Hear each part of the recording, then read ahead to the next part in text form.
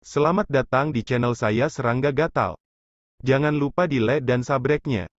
Oke, kita mulai. Wanita Yusang menatap Suyi dalam-dalam, dan berkata dengan senyum manis, "Terima kasih, tunjukkan wajahmu untuk menghilangkan keluhan lama, dan senyum untuk menghilangkan keluhanmu, maka semua orang akan sepanjang jalan, kita harus saling mendukung, bagaimana menurutmu?" Suyi berkata ini kata yang bagus. Saat dia berbicara, dia tertawa. Yang lain juga tertawa. Hanya saja, makna di balik senyuman itu berbeda. Hanya wanita bertopi ember yang mengerutkan kening, menyaksikan pemandangan yang tiba-tiba menjadi harmonis, hanya ada satu pikiran di hatinya. Kedua orang luar ini bukan orang bodoh, kan? Saya sudah menyelamatkan mereka, tetapi mereka tidak menyadarinya sama sekali, jadi mereka terus mati. Wanita bertopi ember itu menghela nafas dan tidak berpikir lagi. Kasih sayang. Terkadang, orang ingin mati, tetapi tidak bisa menghentikannya. Ingat URL. Jembatan pelangi emas melewati langit, menuju ke kedalaman perairan. Dikelilingi ombak yang bergejolak, ombak yang keruh itu kosong, tapi jembatan pelangi emas itu kokoh seperti gunung, berjalan di atasnya seperti berjalan di tanah. Rombongan berjalan menyusuri jembatan pelangi emas hingga ke kejauhan. Lei Laosi berjalan di garis depan, mendesak 8 trigram cermin untuk bersinar terang, dan juga membiarkan jembatan pelangi emas di bawah kakinya terus meluas ke kedalaman perairan. Ledakan. Tiba-tiba, sesosok makhluk ganas tiba-tiba bergegas keluar dari gelombang yang bergejolak, lurus seperti ular piton besar, dikelilingi oleh energi kematian yang aneh dan menakutkan, dengan ganas menuju Hongqiao emas yang dibantai di sini. Aura makhluk ganas mirip naga ini memang menakutkan, cukup untuk dengan mudah membunuh keberadaan Taixuan. Mati. Pria berjubah binatang itu maju satu langkah, mengangkat tombak tulang di tangannya, dan menikamnya di udara. Ledakan. Sangat kuat. Wu Lingchong melompat. Pukulan pria berjubah binatang itu sederhana dan langsung, tetapi tidak terbatas. Ada makhluk ganas serupa yang tersebar di mana-mana di perairan berlumpur ini, dan kebanyakan dari mereka adalah sisa-sisa orang kuat yang mati di sini dalam beberapa tahun terakhir. Wanita Yusang berkata, meskipun terlihat sangat kuat, itu jauh lebih menakutkan daripada hantu dan dewa yang bercokol di kota yang hilang itu. Dia memandang Suyi dan Wu Lingchong, apa yang akan kalian berdua lakukan di sini di kota yang hilang? Suyi berkata, cari seseorang. Wanita Yusang tertegun sejenak. Mungkinkah kerabat dan teman Anda terjebak di kota yang hilang? Tidak jelas. Suyi berkata dengan santai, itu sudah lama sekali, aku tidak yakin apakah mereka masih hidup, tapi bagaimanapun, datang dan lihat sendiri. Wanita Yusang dengan serius berkata, tapi apakah Anda mengerti bahaya kota yang hilang? Sangat sedikit orang yang bisa bertahan. Suyi berkata ringan, tidak peduli seberapa berbahayanya itu, kamu harus pergi. Bagaimana dengan kalian, apa yang akan kamu lakukan di kota yang hilang? Lebih baik Anda tidak banyak bertanya tentang urusan kami. Di depannya, wanita bertopi tiba-tiba berbicara dengan dingin. Wanita Yusang itu tersenyum lembut dan berkata, sungguh tidak nyaman bagi kami untuk berbagi hal-hal tertentu, tetapi singkatnya, kami, seperti Anda, juga harus menyelamatkan rakyat. Menyelamatkan orang. Suyi terkejut. Selanjutnya, Nyonya Yusang tampak sangat banyak bicara, memanfaatkan kesempatan percakapan untuk membicarakan asal-usul Suyi dan Wu Lingchong. Suyi hanya melaporkan namanya dan menghindari menjawab apapun. Yang mengejutkannya, ketika mendengar namanya, orang-orang tua ini jelas terkejut, merasa aneh dan jelas tidak pernah mendengarnya. Ini membuat Suyi langsung menilai bahwa orang-orang ini seharusnya masih tidak tahu apa yang terjadi di 6 penginapan di masa lalu. Bahkan, kemungkinan besar mereka tidak mengetahui perintah buronan yang dikeluarkan oleh 9 dewa kerajaan matahari abadi bersama-sama. Jika tidak, Anda pasti pernah mendengar nama Anda sendiri. Situasinya tidak bagus, Lu Meng, Bu Qiancui, kalian berdua melindungi gadis Lis Huang. Tiba-tiba, Lei Laosie berteriak keras. Pria berjubah binatang dan wanita berbaju bulu sangat menakjubkan. Saya melihat ke atas dan melihat bahwa di perairan yang jauh, sejumlah besar hantu tiba-tiba muncul, ratusan ribu, yang tersembunyi di perairan langit. Kejahatan. Terlalu banyak. Sekilas membuat kulit kepala kesemutan. Naik. Wanita berbulu itu mengusap telapak tangannya, dan roda cahaya perak naik ke langit, memantulkan ribuan bulan purnama yang indah dan melamun. Duh! Dia, bersama dengan wanita berbulu, melindungi wanita bertopi. Dan Lei Laozi membuka jalan di depan. Ledakan. Atau berkibar dan menyelam, atau menyerang dari bawah air. Lurus seperti tentara yang perkasa. Perairan terganggu, dan Hong Kiao emas terkena dampak parah. Perang pecah, Lei Laozi membuka jalan, cermin gosip bersinar terang, dengan mudah menghancurkan makhluk pembunuh yang terbunuh di depan, garang dan kuat. Pria berjubah binatang dan wanita berjubah bulu melindungi wanita bertopi, mengikuti Lei Laozi. Kekuatan bertarung keduanya sama-sama menakutkan. Su Yi dan Wu Lingchong ada di belakang. Selain itu, ada banyak makhluk pembunuh yang datang dari belakang, membanjiri langit dan menimbulkan gelombang. Su Yi mengambil setumpuk jimat rahasia dan membuangnya. Ledakan. Ratusan jimat rahasia meledak secara rahasia, seperti cahaya ilahi berwarna-warni dan megah yang mekar di langit, momentumnya menghancurkan bumi, dan kekosongan menjadi kacau. Lei Laozi dan yang lainnya terkejut dan menoleh untuk melihat. Saya melihat daerah di dekat Su Yi, dan semua benda pembunuh dibom dan dibunuh di tempat. Gelombang kehancuran akibat hantaman ini menyebar, menyebabkan air tenggelam, memicu gelombang air yang dahsyat kemana-mana. Lei Laozi dan yang lainnya tersentak, bocah ini, dari mana begitu banyak jimat rahasia?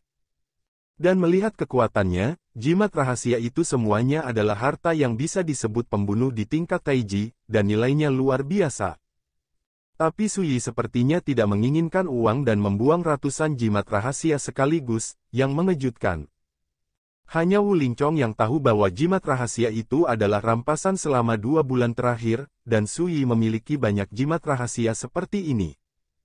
Lei Laozi dan yang lainnya terus menyerang tanpa memikirkannya. Dan dalam perjalanan, setiap kali sesuatu yang membunuh datang dari belakang, Su Yi akan mengambil jimat rahasia dan meledakkannya. Kekuatannya luar biasa dan efeknya luar biasa. Wu Lingchong merasa sedikit tertekan dan mau tak mau berkata, "Teman Su, apakah ini terlalu boros? Itu semua adalah harta rahasia pesanan Taixuan." Tapi Su Yi lebih baik, menghabiskan uang tanpa berkedip.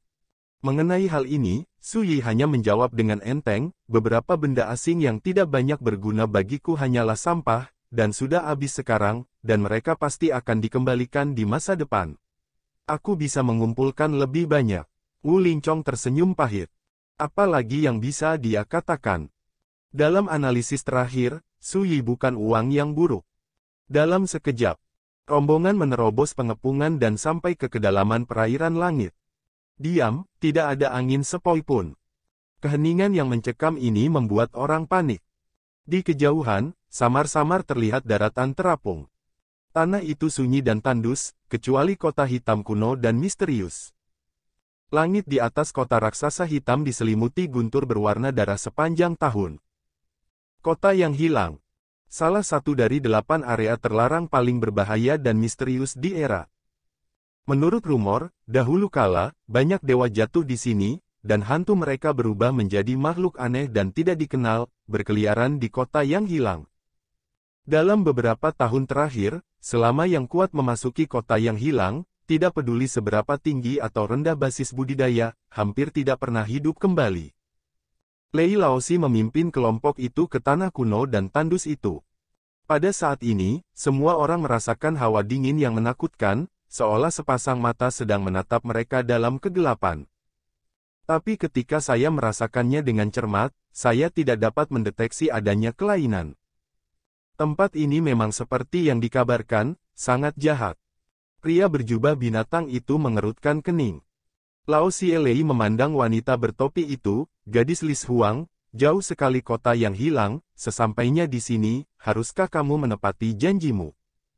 Wanita bertopi ember berkata, aku harus melihat ayahku dulu. Lei Laozi mengerutkan kening, tapi bagaimana jika ayahmu sudah meninggal? Wanita bertopi ember menyela, bahkan jika aku mati, dengan perbuatan ayahku, aku akan berubah menjadi hantu dan ada, dan tidak mungkin untuk benar-benar menghilang dari dunia. Lei Laosi sempat mendung beberapa saat. Pria berjubah binatang dan wanita berbaju bulu juga terlihat murung. Wanita bertopi ember berkata dengan tenang, jika kamu kembali pada kata-katamu, kamu ditakdirkan untuk tidak mendapatkan apa-apa. Tidak jauh, baru kali ini Su Yi dan Wu Lingchong menyadari bahwa wanita bertopi ember dan Lei Laosi bukanlah satu kelompok. Sesuai kesepakatan, kami hanya berjanji akan mengirimmu ke gerbang kota yang hilang ini, dan kami tidak akan pernah menemanimu memasuki kota. Lei Laosi menatap wanita bertopi ember dengan mata dingin, tapi kamu bilang kamu harus menemui ayahmu sebelum kamu bisa menepati janjimu, aku mau tahu, bagaimana kamu bertemu dengan ayahmu. Saya akan pergi ke kota yang hilang sendirian. Wanita bertopi ember berkata dengan tenang. Lao Lei mencibir, apa bedanya melakukan ini dan mati? Dan ketika kamu mati, siapa yang akan menghormati janji itu? Ketika dia berbicara, dia meraih leher wanita dengan topi ember, dan berkata dengan tatapan tajam, gadis Lis Huang, aku telah menahanmu untuk waktu yang lama. Sekarang, kamu sebaiknya menyerahkan barang-barangmu, jika tidak, aku akan memotongmu dengan 1000 pedang dan menghancurkan tulangmu menjadi abu di depan kota tunawisma ini. Wanita bertopi ember berkata dengan tenang, mungkin sulit bagiku untuk bertahan dari tanganmu, tetapi jika aku ingin mati, kamu tidak bisa berhenti. Jika aku mati, kamu bukankah itu buang-buang waktu? Lei Laosi muram, dan niat membunuh melonjak di matanya. Tapi pada akhirnya, dia memerintahkan, Lumeng, lihat jalan kecil ini dulu. Berkata, dan melemparkan wanita bertopi itu kepada pria berjubah binatang. Bagus. Pria berjubah binatang setuju, dan seperti ayam, dia mengangkat wanita bertopi itu. Pada saat ini, Lei Laosi tiba-tiba menoleh dan menatap Su Yi dengan tatapan samar. Su Yi meletakkan tangannya di punggungnya dan melihat kota yang hilang di kejauhan. Tembok kota gelap, seperti tinta tiba-tiba terbentuk, tak berujung, entah seberapa besar. Tembok kota kosong, awan petir berwarna darah terjalin dan bergelombang. Anehnya tidak ada suara guntur. Seperti yang diingat Su Yi di kehidupan sebelumnya, bahkan jika bertahun-tahun berlalu, kota raksasa kuno dan misterius ini tidak banyak berubah. Sayangnya, Wang Ye tidak pernah memasuki kota pada awalnya, dan dia tidak tahu berapa banyak bahaya aneh yang tersembunyi di kota. Pengalaman wanita bertopi ember juga terlihat oleh Su Yi. Tapi dia juga bisa melihat bahwa di tangan wanita bertopi itu, dia memegang harta yang ingin diperoleh Lei Laosi dan yang lainnya, sehingga meskipun Lei Laosi berperilaku galak, dia tidak berani menyerang wanita bertopi ember dengan mudah. Anak muda, kami membawa kalian berdua ke sini terlepas dari masa lalu, haruskah Anda membuat pernyataan? Pada saat ini, Lei Laosi menatapnya dengan dingin. Pada saat ini, hati Wu Lingchong menegang, menyadari bahwa Dewa Semu ini tidak lagi menahan diri dan akan merobek wajahnya. Su Yi mendengus dan berkata, bagaimana caramu mengungkapkannya? Wanita Yusang berkata sambil tersenyum lembut lagi pula, kamu hanya perlu menyerahkan pedang Dao itu sudah cukup. Pria berjubah binatang itu menggelengkan kepalanya dan berkata, tidak, hanya ada satu pedang Dao, dan kami bertiga. 2 dari mereka harus menyerahkan semua harta di tubuh mereka. Keluar saja.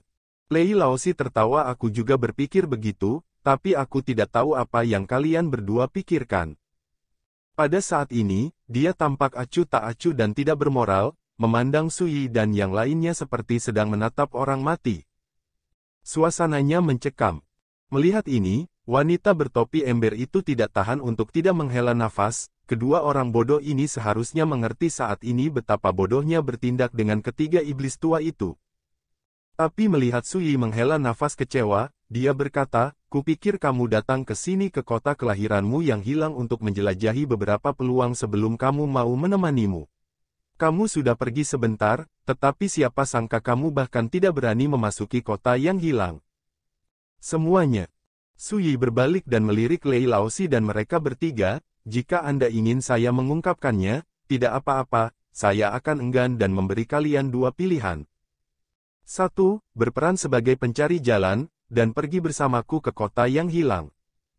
2. Beri kamu kematian. Itu pilihanmu. Setelah selesai berbicara, Sui mengeluarkan kendi dan menyesapnya. Awalnya, jauh sebelum tindakan ini, Sui akan membunuh ketiganya jika bukan karena wanita bertopi ember yang membujuk Lei Laosi untuk meminta maaf. Hingga kemudian, dia juga ingin tahu apa yang dilakukan orang-orang ini di kota yang hilang, jadi dia memilih untuk pergi jauh-jauh. Siapa sangka sesaat sebelum tiba di kota yang hilang, Lei Laosi tidak bisa menahan diri dan berencana untuk mencabik-cabik wajahnya, bagaimana mungkin Sui tidak kecewa. Dan ketika mereka mendengar kata-kata Sui, Lei Laosi dan yang lainnya tercengang. Wanita bertopi ember itu juga tercengang. Orang ini sama sekali tidak tahu situasinya. Apa yang kamu lakukan, putuskan. Wu Lingchong menyeringai dan mendesak. Berakting dengan Sui di masa lalu, biarkan dia memahami temperamen dan perilaku Sui sejak dini, jadi tentu saja dia tidak akan khawatir tentang apapun. Lei Laosi dan yang lainnya mengerutkan kening. Anda dapat melihat bahwa Sui dan Wu Lingchong terlalu tenang, dan jika terjadi kesalahan, pasti ada iblis. Meski cemberut, mereka tetap tenang. Wanita Yusang itu tiba-tiba tersenyum dan berkata, teman kecil, jika kamu berpikir bahwa kamu dapat mengamuk dengan sepotong harta karun era ilahi, maka kamu membuat kesalahan besar. Sangat salah. Sui melihat sekilas bahwa wanita ini sedang menguji dirinya sendiri, dia tidak bisa menahan tawa, dan berkata dengan tenang, untuk menghancurkanmu, tidak perlu untuk harta apapun. Semua orang tampak murung. Tidak mungkin untuk menentukan apakah Sui menggertak, atau tidak takut. Lagi pula, jika berbicara tentang karakter Taijing lain di dunia, ketika menghadapi mereka bertiga, siapa yang tidak takut dan gentar?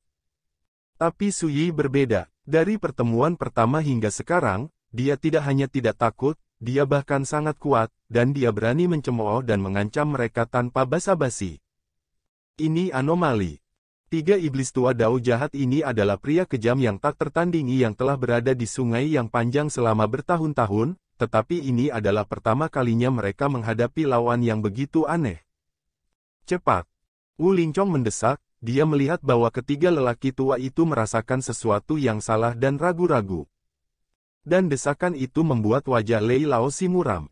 Namun, semakin mereka waspada, mereka menjadi semakin waspada. Pada saat ini, bahkan wanita bertopi ember pun tidak bisa tidak tercengang. Kedua orang bodoh yang bodoh dan tak kenal takut itu benar-benar menakuti ketiga iblis tua itu. Ini juga lucu. Lei Laosi menarik napas dalam-dalam dan berkata, lupakan saja, Kuan Dang tidak mengatakan apa yang baru saja dia katakan, hapus saja hal-hal sebelumnya. Semua orang kaget. Pria berjubah binatang dan wanita berbaju bulu tidak bisa menahan diri untuk tidak tercengang. Tak lama kemudian, keduanya mengangguk setuju. Heh. Wu Lingchong mencibir, matanya penuh penghinaan, tetapi sebenarnya dia sangat tersesat. Dia tidak menyangka bahwa pada saat kritis, Dewa Semu keberadaan level seperti Lei Laosi mundur. Sui juga mengangkat alisnya. Namun, dia tidak akan melepaskannya. Untuk melakukan sesuatu, Anda harus memiliki awal dan akhir, bagaimana Anda bisa menyerah di tengah jalan. Tapi saat Sui berencana melakukan sesuatu, suara dingin tiba-tiba datang dari gerbang kota yang hilang. Satu dewa palsu, dua dewa, tapi ditakuti seperti ini oleh karakter muda Taijing, sangat lucu.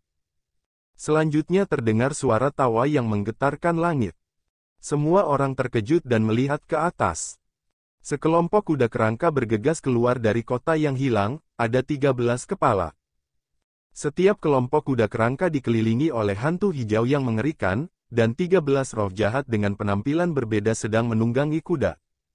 Itu memang roh jahat, tanpa daging dan darah, ditutupi lapisan baju besi yang dipadatkan oleh kekuatan dahsyat, dan matanya seperti api merah menyala.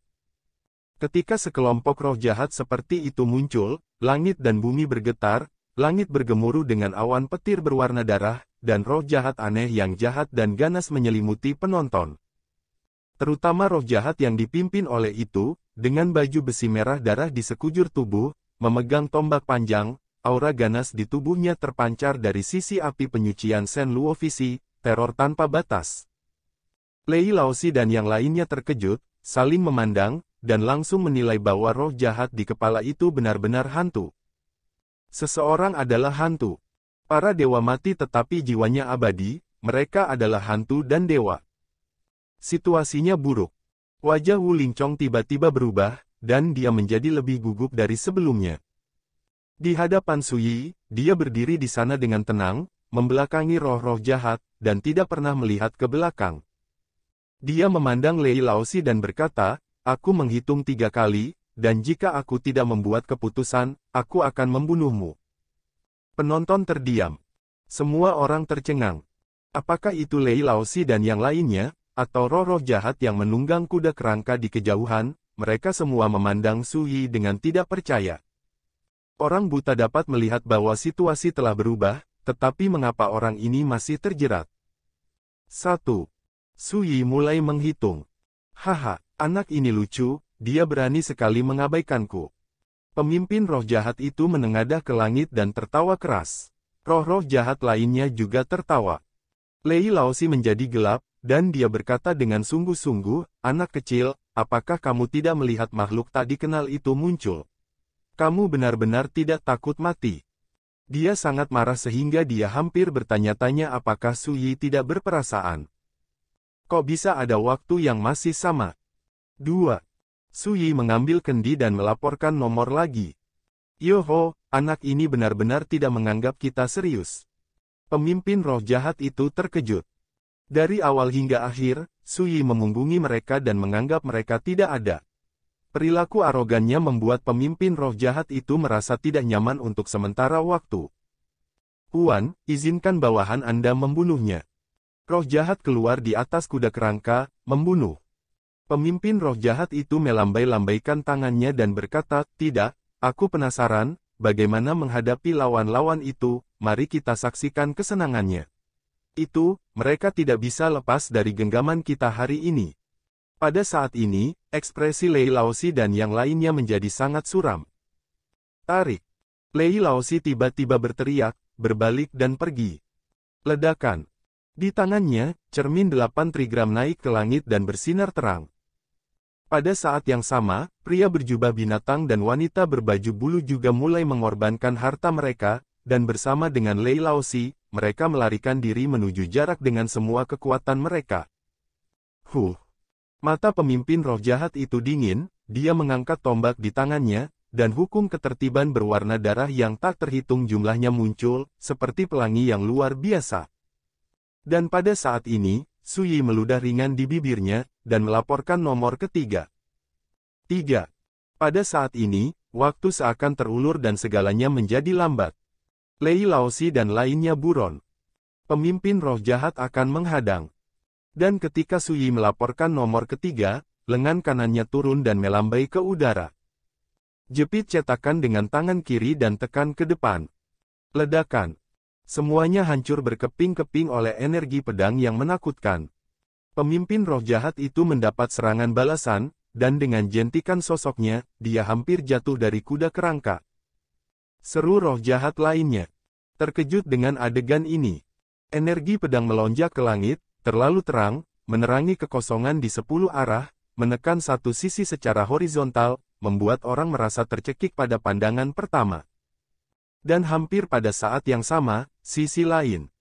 Dengan segel tangan kiri Su Yi, tirai pedang turun dari langit, seolah-olah 9 surga gunung ilahi turun ke dunia, dan sangat menekan Lei Laozi dan 3 lainnya.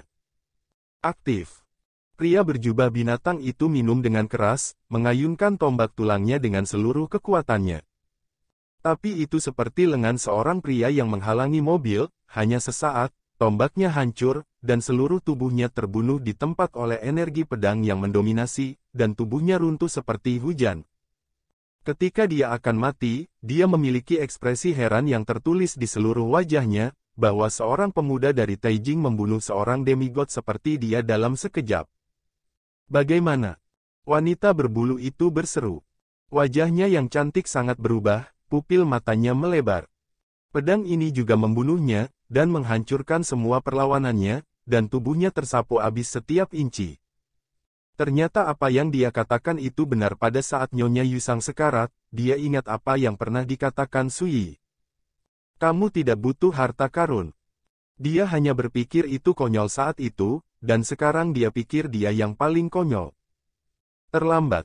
Dalam sekejap mata, sosok wanita berbulu itu benar-benar menghilang.